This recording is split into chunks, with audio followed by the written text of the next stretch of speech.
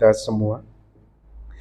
Dan ketika mereka sedang menatap ke langit, waktu ia naik, tiba-tiba berdirilah dua orang yang berpakaian putih dekat mereka dan berkata kepada mereka, "Hai orang-orang Galilea, mengapa kamu berdiri melihat ke langit?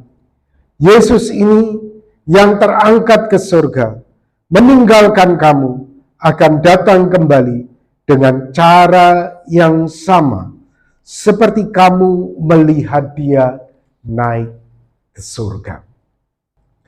Dalam berbagai event, Tuhan Yesus telah menyatakan beberapa kali bahwa dia akan datang untuk yang kedua kalinya. Nah, kita lihat juga di dalam Yohanes 14 ayat 2 sampai dengan ayat yang ketiga. Tuhan Yesus berkata, "Di rumah Bapakku banyak tempat tinggal. Jika tidak demikian, tentu aku mengatakannya kepadamu. Sebab aku pergi ke situ untuk menyediakan tempat bagimu. Dan apabila aku telah pergi ke situ dan telah menyediakan tempat bagimu, aku akan datang kembali dan membawa kamu ke tempatku, supaya di tempat di mana aku berada, kamu pun berada." Jadi jelas Bapak Ibu Saudara yang dikasihi oleh Tuhan, Tuhan Yesus berjanji bahwa dia akan datang kembali dan akan membawa kita untuk ke tempatnya, supaya di tempat di mana Yesus berada, kita pun berada. Matius 16 ayat 27. Sebab anak manusia akan datang dalam kemuliaan Bapanya, diiringi malaikat-malaikatnya. Pada waktu itu, ia akan membalas setiap orang menurut perbuatannya. Setiap kita, Bapak Ibu Saudara, pada waktu kedatangan Tuhan Yesus yang kedua kali, Tuhan akan memberikan balasan setiap apa yang sudah kita lakukan bagi dia. Jadi Bapak Ibu Saudara, semua usaha, perbuatan baik, kemurahan yang telah kita lakukan, yang nampaknya mungkin kita hari ini berkata sia-sia. Sia-sia aku berbuat baik, sia-sia aku bermurah hati. Semuanya nanti satu hari Bapak Ibu Saudara tidak sia-sia lagi. Tuhan Yesus akan membalasnya kepada kita. Jadi Bapak Ibu Saudara, satu hari Tuhan Yesus akan datang dengan cara yang sama. Berarti kita akan melihat dia di awan-awan. Ya. Sebagaimana para murid 2000 tahun yang lalu melihat dia terangkat, dengan cara yang sama juga kita akan melihat dia turun dari awan-awan. Nah, Bapak Ibu Saudara yang dikasihi oleh Tuhan, banyak orang berusaha untuk menantikan kedatangan Tuhan, dan kemudian mereka bertindak lebih jauh lagi dengan berani meramalkan kedatangan Tuhan. Ini ada seorang pengkhotbah namanya William Miller. Hidup abad sekitar 18, Saudara. Ia adalah orang yang cukup terkemuka, Saudara, dan dia berani meramalkan bahwa Tuhan Yesus akan datang 12 tahun kemudian setelah dia berkhotbah pada waktu itu, Saudara. Bahwa dia bisa meyakinkan orang itu sampai 100.000, Saudara, berdasarkan berita yang saya percaya. Berarti orang ini memiliki karisma yang luar biasa, Saudara, untuk meyakinkan orang. Tapi sayangnya bukan meyakinkan orang mengikut Kristus, tapi meyakinkan orang menjadi pengikut dia. Ya. Ini sangat disayangkan. Nah, ini terkadang saudara menjadi kelemahan dari para hamba-hamba Tuhan. Seharusnya orang itu menarik manusia itu kepada Kristus, bukan kepada dirinya sendiri. Nah itu, ini menjadi godaan dan tantangan bagi hamba-hamba Tuhan sebetulnya. Saudara, dia adalah seorang pengkhotbah yang banyak didengar orang, tetapi saya katakan dia jatuh, bukan menarik orang kepada Kristus, tetapi kepada dirinya sendiri. Akhirnya banyak orang menjadi kecewa, Bapak Ibu Saudara, dan Tuhan Yesus tidak datang, seperti yang dinyatakan oleh William Miller ini. Berita berikut ini juga, saudara, pendeta ini sebut kiamat akan terjadi minggu depan. Saudara, mungkin hamba-hamba Tuhan ini awalnya mereka itu murni, ya. Tetapi dalam perkembangannya kita nggak tahu juga ya bagaimana sehingga mereka ini berani meramalkan bahwa Yesus akan datang minggu depan.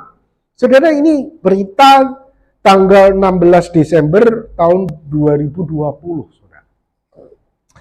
Ada juga terjadi di Indonesia, dan ini beberapa waktu yang lalu, tahun 2003, ya Bapak Ibu Saudara.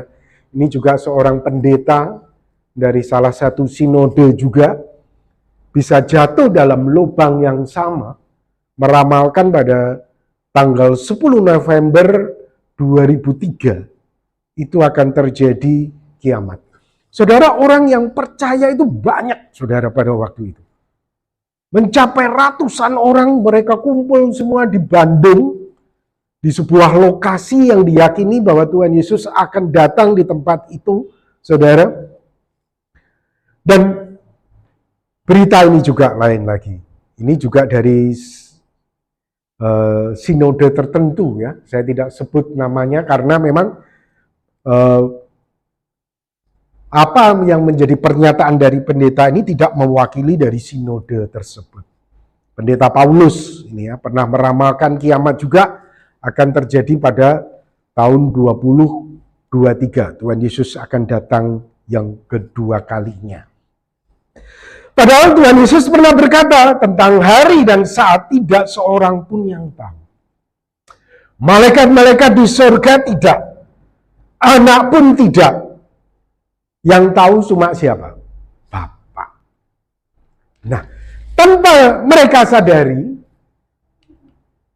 orang-orang ini menempatkan diri sebagai Bapa yang menjadi fokus dari kehidupan. Dan ini kan mirip ya Bapak Ibu Saudara dengan Adam dan Hawa. Kalau kamu makan buah pengetahuan baik dan jahat ini, kamu akan jadi sama loh dengan Allah. Kadang saudara kita itu bisa jatuh. Kita tidak menjadikan Tuhan Yesus sebagai fokus, tapi kita menjadikan diri kita itu sebagai fokus. Dan saya kira inilah yang terjadi dengan orang-orang ini, menjadikan diri mereka menjadi fokus, sehingga tanpa sadar mereka menggeser kedudukan Allah. Padahal Tuhan Yesus berkata, hanya Bapa yang tahu. Bapak Ibu Saudara, di dalam kita menanti kedatangan Tuhan Yesus yang kedua kali, Tuhan Yesus telah memberikan tanda-tanda untuk kita bisa belajar kapan Tuhan Yesus itu akan datang yang kedua kalinya. Kita bisa lihat itu di dalam Matius pasal 24 ayat 1 sampai dengan ayat yang ke-14. Di situ dikatakan yang pertama, banyak Mesias palsu dan penyesat itu akan muncul. Banyak orang akan menyesatkan saudara. Dan yang kedua, akan ada peperangan, gempa bumi, dan kelaparan yang akan terjadi. Yang ketiga, akan ada penganiayaan orang-orang beriman. Orang yang percaya kepada Tuhan Yesus itu akan banyak dianiaya. Yang keempat, ada banyak terjadi murtad. Artinya karena dianiaya tadi, orang tidak mau mengalami penganiayaan, banyak orang yang akhirnya meninggalkan iman kepada Tuhan Yesus Kristus.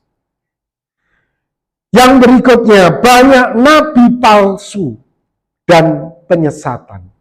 Mereka nampaknya memberitakan nama Yesus, nampaknya mereka mengagungkan nama Yesus, tapi mereka tidak membawa orang kepada Tuhan Yesus, tapi mereka membawa orang kepada diri mereka sendiri. Ya, ini saya coba pakai ya. Nah, ini Bapak Ibu Saudara. Banyak orang nabi palsu itu akan muncul dan mengadakan banyak penyesatan. Bapak Ibu Saudara yang dikasih oleh Tuhan, saya kira poin-poin ini sudah banyak kita dapati terjadi di sekitar kita. Baik itu Mesias palsu, peperangan, penganiayaan, murtad, ya, nabi palsu, dan penyesatan. Nah, ini juga saudara sebagai contoh saja ya. Ada seorang dulu mungkin ketika dia awalnya melayani, saya katakan mungkin, dia ini tulus. Tetapi dalam perkembangannya, saya katakan dia terjebak. Dia tidak lagi membawa orang kepada Kristus, tetapi dia membawa orang kepada dirinya sendiri. Ini adalah seorang pendeta, saudara, dari sinode tertentu juga, namanya Jim Jones. Saudara, orang ini punya karisma luar biasa. Ya, tapi sayang karismanya yang luar biasa tidak dia gunakan untuk membawa orang kepada Kristus, tapi kepada dirinya sendiri. Saudara, dia mengatakan Yesus akan datang. Mari kita sambut kedatangan Tuhan Yesus bersama-sama dengan cara bunuh diri massal, saudara. Saudara, ada dokter, ada pengacara, ada orang-orang hebat, ada orang-orang berpendidikan, mulai dari orang berpendidikan sampai orang biasa, semua bisa dipengaruhi oleh dia, saudara. Ada 909 orang bunuh diri massal bersama-sama, saudara. Yang dipimpin oleh Jim Jones ini. Saudara, banyak nabi-nabi palsu muncul dan mengadakan penyesatan.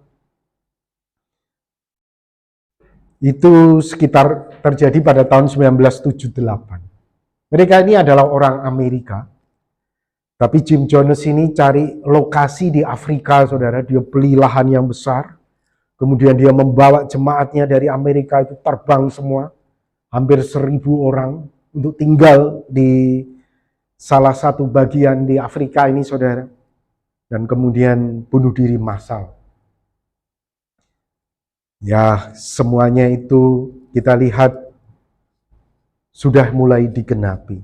Ya. Yang kita lanjut, Bapak Ibu Saudara. Banyak kedurhakaan. Orang makin hari makin jadi jahat, makin egois, mementingkan dirinya sendiri. Saya katakan yang nampaknya ibadah, tetapi mereka tidak betul-betul menjalankan ibadah itu. Mereka memungkiri kekuatan ibadah itu, kata Paulus. Kasihnya menjadi dingin. Dan yang berikutnya, Bapak Ibu Saudara, yang menjadi tanda-tanda akhir zaman sebelum Tuhan Yesus itu datang. Injil itu akan diberitakan di seluruh dunia. Dan saya kira hari ini Injil itu sudah mulai digenapi. Mana pelosok di dunia ini yang tidak kena dengan Injil? Saya kira hampir semua hari ini sudah bisa terjangkau oleh Injil Kristus ini. Apalagi dengan dunia internet hari ini, Bapak Ibu Saudara. Ya, saya kira sudah bisa menjangkau tempat-tempat yang terpencil. Kita baru saja lihat berita ada menteri komunikasi yang seharusnya bertanggung jawab tentang BTS di daerah-daerah terpencil kena kasus ya, diduga melakukan korupsi. Kita perhatikan saudara, internet itu sudah masuk sampai ke pelosok-pelosok. Saya kira Injil itu betul-betul sudah mulai ke seluruh dunia. Berarti tinggal tunggu sebentar lagi ya saudara ya. Nah, perlu menjadi pertanyaan kita, sudahkah engkau siap menyambut kedatangan Tuhan yang kedua? Nah, itu kita perlu menjawab sendiri-sendiri. Sudahkah engkau siap menyambut kedatangan Tuhan Yesus yang kedua kali? Bagaimana kita bersikap sementara kita menanti kedatangan Tuhan yang kedua?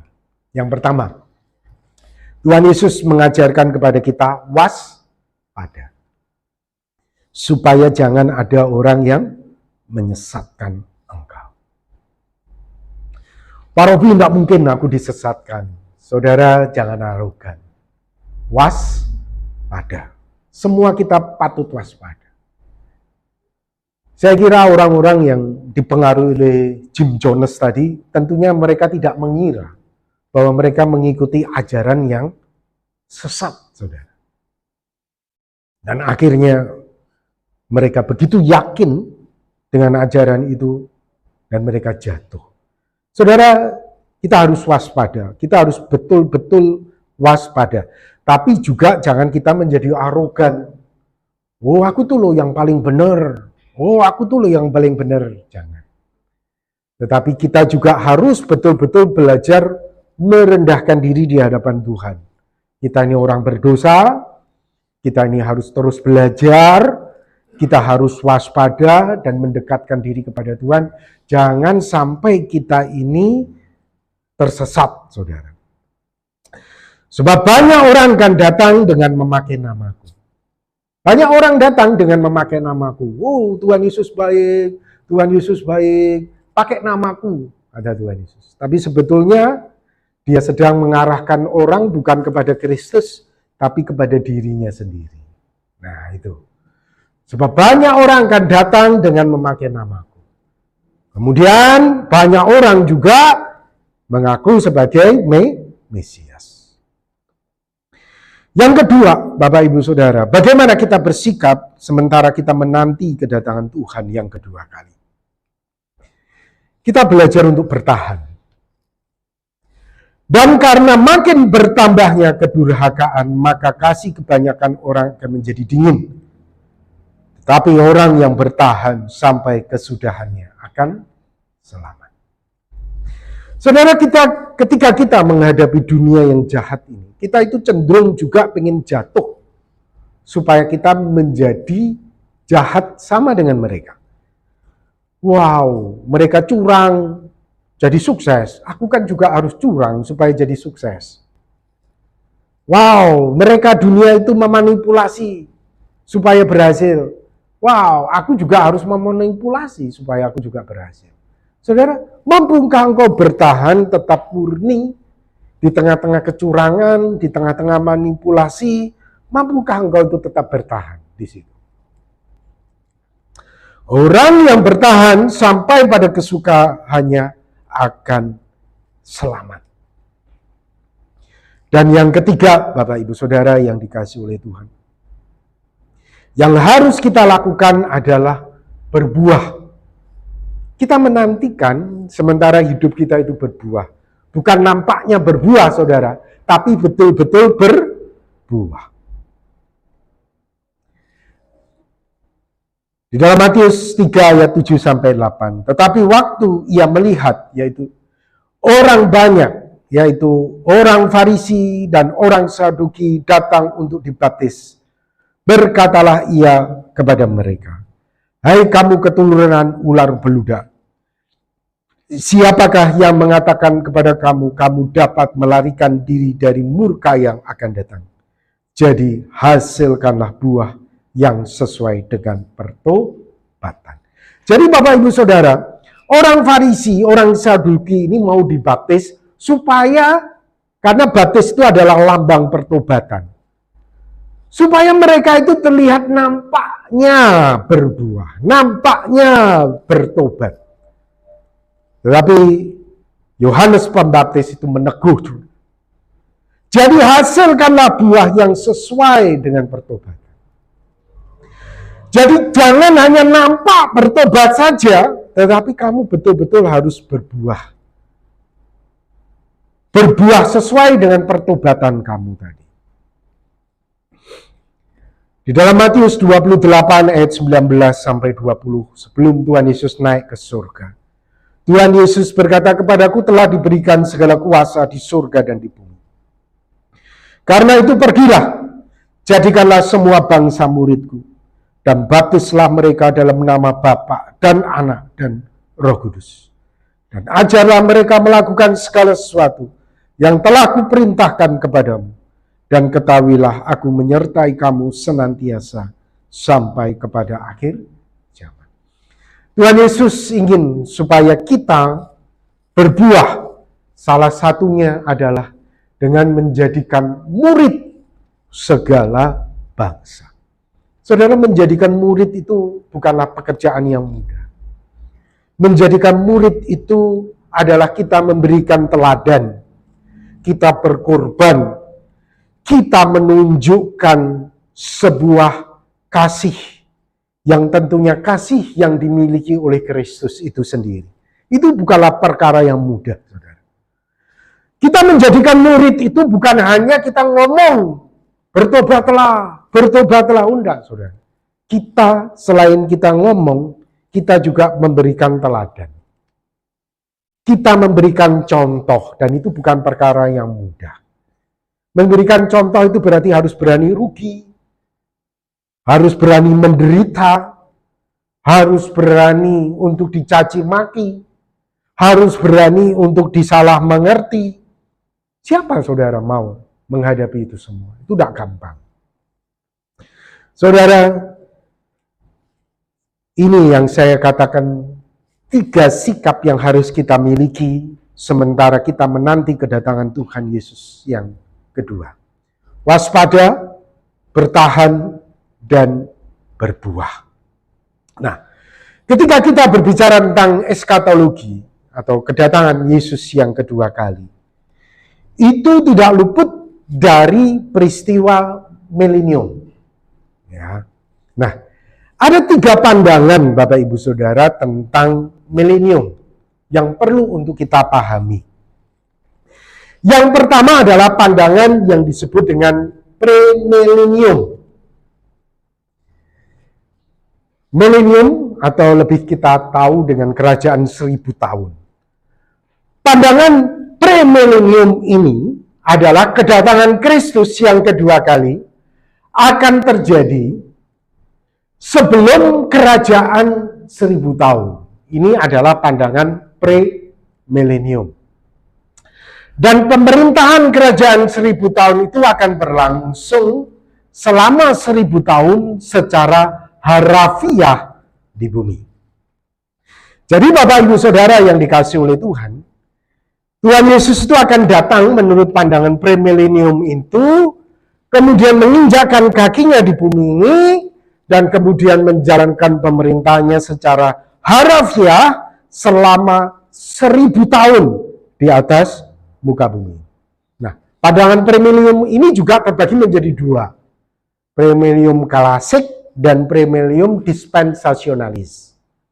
Nah, Bapak Ibu Saudara mungkin pernah mendengar ajaran dispensasionalis itu seperti 3,5 tahun damai, 3,5 tahun sengsara. Ya. Nah, itu adalah pandangan milenium, saudara. Kemudian ada pandangan yang kedua, yang disebut dengan pandangan post-milenium. Pandangan post-milenium ini adalah kedatangan Kristus yang kedua kali akan terjadi setelah orang-orang percaya mendirikan kerajaan menguasai dunia ini. Dalam kurun waktu tertentu tidak terbatas 1000 tahun itu. Angka 1000 tahun hanya sekedar berarti kurun waktu yang panjang.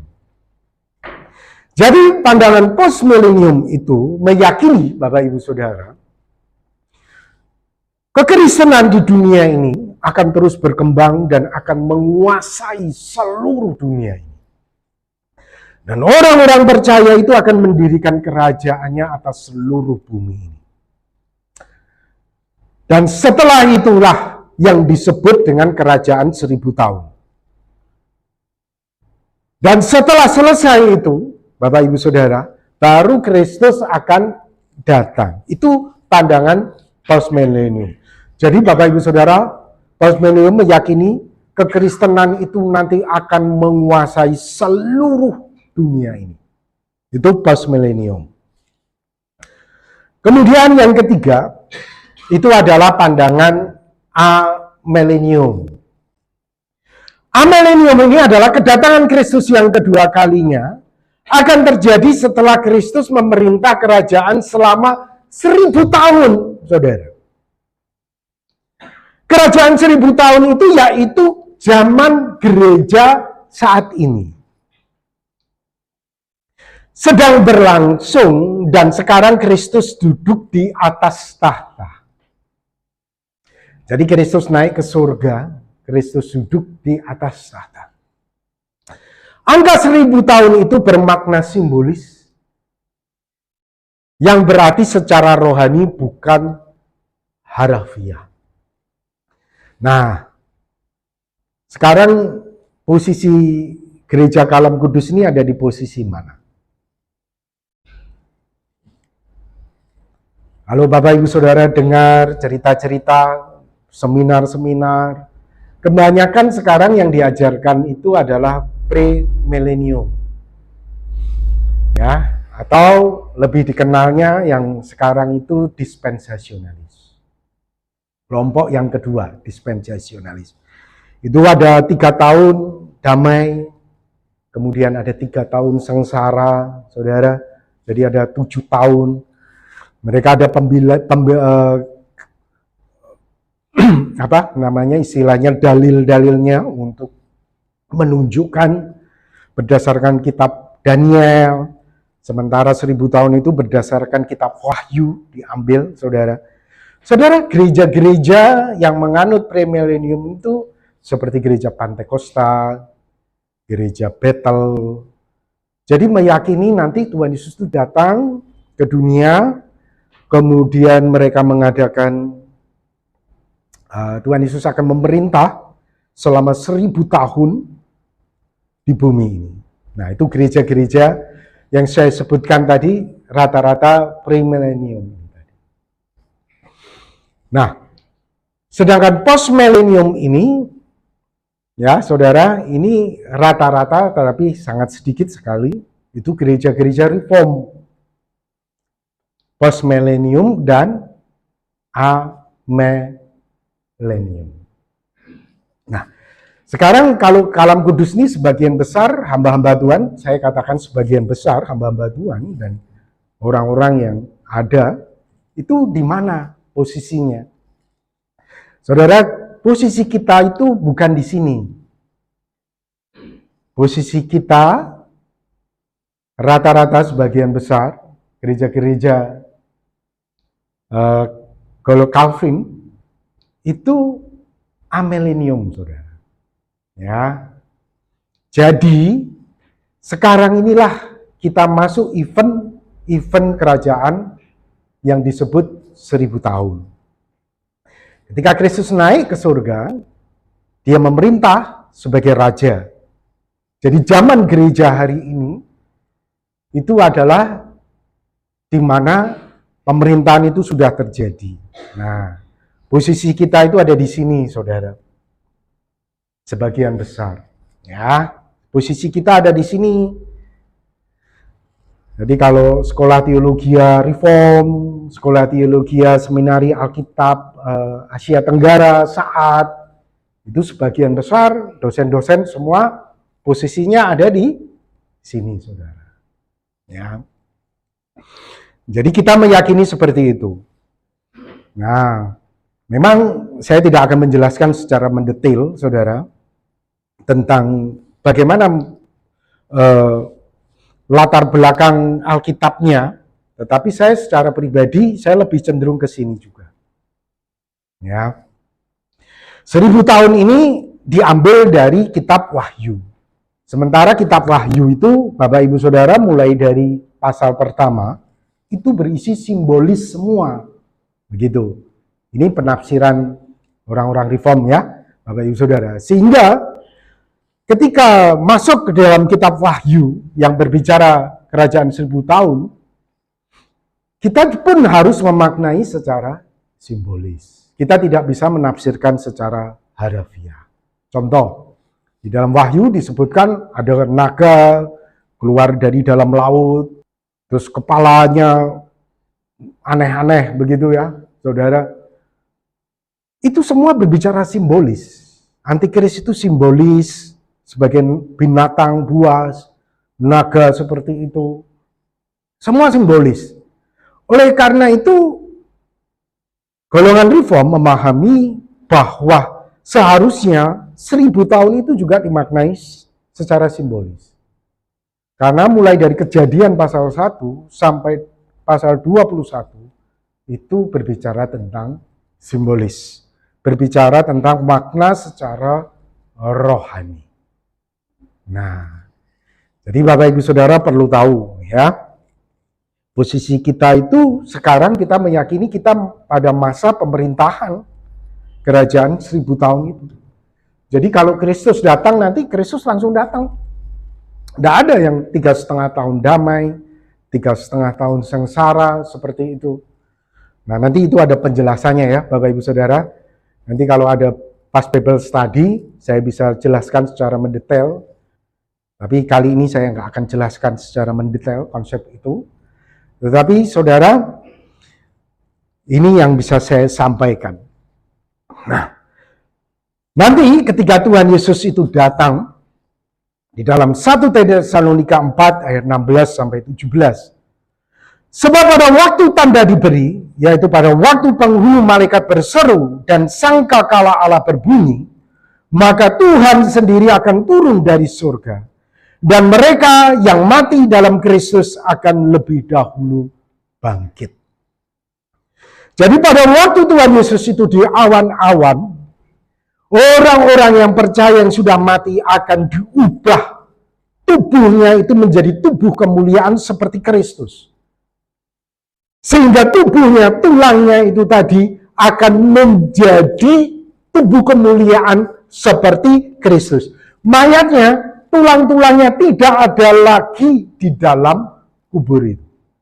Akan seperti Kristus.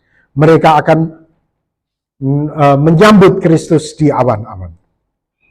Sesudah itu kita yang hidup, yang masih tinggal, akan diangkat bersama-sama dengan mereka dalam awan menyongsong Tuhan di angkasa. Demikianlah kita akan selama-lamanya bersama-sama dengan Tuhan. Jadi Bapak Ibu Saudara yang dikasihi oleh Tuhan, sekali lagi, sikap kita bagaimana di dalam kita menanti kedatangan Tuhan yang kedua. Sikap kita adalah waspada. Yang kedua adalah kita bertahan di tengah-tengah situasi dunia yang sudah berubah, yang semakin jahat. Kita harus belajar untuk berani menjaga kemurnian iman kita. Yang ketiga, kita berbuah. Bukan tampaknya berbuah, tapi betul-betul berbuah. Kita menjadikan orang itu murid Kristus. Bukan hanya cuma cuap-cuap, tapi betul-betul menjadikan murid ini Kristus. Melalui apa? Korban dan segala hal, ya. Teladan yang kita berikan, kita belajar untuk berbuah dengan cara menjadikan mereka murid Kristus. Oke, Bapak Ibu Saudara yang dikasihi oleh Tuhan. Nah, Pak Robi, kalau saya ada di pandangan ini bagaimana? Tidak masalah. Kalau saya di pandangan ini tidak masalah juga. Karena kita belum tahu, Bapak Ibu Saudara. Namun, Kalau saya melihat secara alkitabiah, saya lebih cenderung ke amillennium. Dan kalau kita ada di kalam kudus, Bapak Ibu Saudara, kita harus bisa melihat ini yang menjadi posisi kita, ya. Karena kita memahami 1000 tahun itu sebagai simbol saja secara rohani. Amin. Mari kita akan berdoa bersama-sama. Tuhan, terima kasih untuk berkat dan